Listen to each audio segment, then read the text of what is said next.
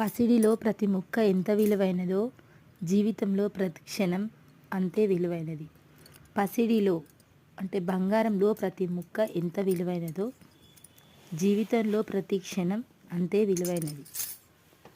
కాబట్టి మనం బంగారంలో ప్రతి ముక్కను, ఇంత చిన్న ముక్క అయినా అది విలువైనది కాబట్టి మనం కింద పడిన తీసి పెడుతుందని జాగ్రత్తగా చూసుకుంటాం.